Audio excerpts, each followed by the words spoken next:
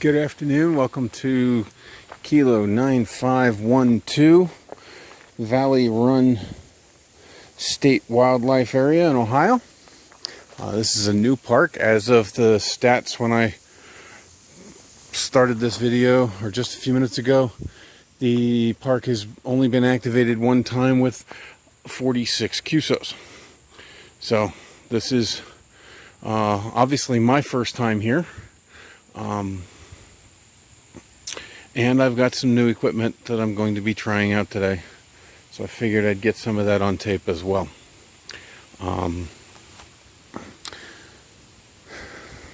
Walk through what I've got here, and I'll show you how it goes, what it looks like all together in a minute. So I've got 5 segments of military fiberglass post or pole. I've got a topper for these poles that I have made a wooden donut for. As of now, I've got one eye screw in it, which is where I'm going to mount my antenna and feed it off back to the ground. The intention is, if I need it, I will put some additional eye screws in there to act as guide points, which I will then run off to either points on the truck or on the ground. The bucket is simply a bucket with concrete and a PVC post in it. The wood piece, oh, there's water in there. The wood piece is where I'm going to mount the balun from my end fed, half wave cut to 40 meters.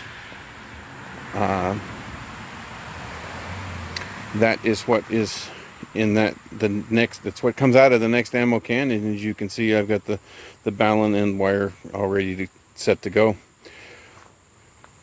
And then today, instead of using the truck battery, I'm going to be relying on 2 9-amp-hour lead acid batteries.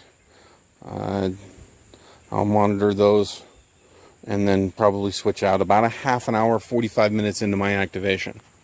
And for my radio, again, I'm using an FT891 in a converted DeWalt toolbox.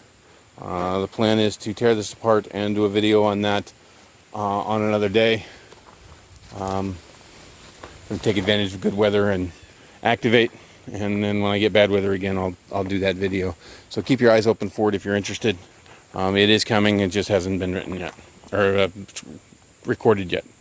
So without any further ado, let me shut this down. I will set up and bring you right back. Quick addition, since this is going to be high, I'll show this now. This is what the top connection for the end fed looks like. The carabiner clipped to the ring, and a piece of pipe acting as an insulator to keep it off, and hopefully having little or no effect. So I'll come back with the rest of it set up here in just a second. All right, we're back. I'll have to look and see what the time was, and I'll wrap it up. When I wrap up, I'll tell you how long it took me to put this up. This is the first time I've put the end fed up on this mast. As you can see, the mast comes out of the truck up.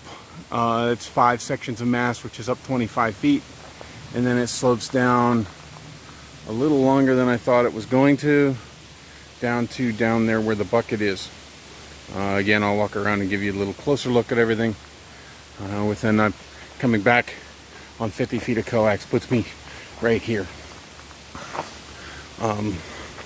This is really simple.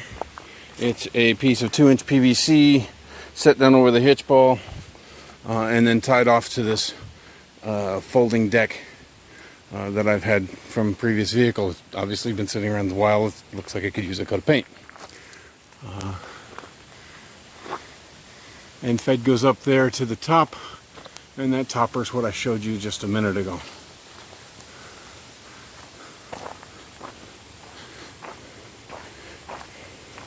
Radio setup. 9 amp hour battery coming through a power switch box that I put together. That the USB hub on the top of it is basically so that was a cheap way to get a power monitor. As you can see, we're right at 13 volts as we start out. Take a quick waddle down this way. Lots of close near ground on this. I'm probably going to end up making a 20 meter version so that it's not quite as tall. The unun, I think I may have said balun earlier, the unun is mounted on that piece of wood, and then coming out of the back of it are two studs that I have thumb screws for, so that I can quickly move it or mount it to my post. I do have a shorter post, and I prefer this one because it makes it a little higher, easier for somebody to see and hopefully not trip over. So we'll go ahead and get this activation started, and I will let you know how it goes and wrap up. Talk to you later. Alright, wrap up. It actually worked better than I expected, or as well as I expected. I got what I achieved, the park activation. I did start off on 10 just to try it out. Got absolutely nothing. It is the middle of the day. What is it? 4 o'clock to 5 o'clock local. So maybe that has something to do with it. I know 10 is better at some times than others. But nobody could hear me on 10, or I couldn't hear any responses. So that's 10 was pretty much a bust. Moved over to 40, and almost immediately I had very manageable pileup, but ran that and ended up with 23 contacts in the log in about 25 minutes, which is just a little bit longer than I was calling CQ on 10. So that went like I said, went like it was supposed to. Everything worked more or less like I wanted it to. I would like to figure out a way to get some of the sag out of the antenna and get it up a little higher. Maybe I'll put another section of mast in. I've got some aluminum version of the same thing. We'll see how that goes. But anyway, if you were out there hunting me on 9512 on, what is today, the 13th of September 2021, I appreciate it. Kilo Echo 8 Oscar Whiskey Delta. And one of the most important things to remember on your POTA activations: bug spray. Enough said on that topic. Anyway, we'll talk to you later. I appreciate you out there and everything, watching videos, and especially those hunters that are out there trying to make contact with those of us that try to activate. So, Kilo Echo 8 Oscar Whiskey Delta, saying 73.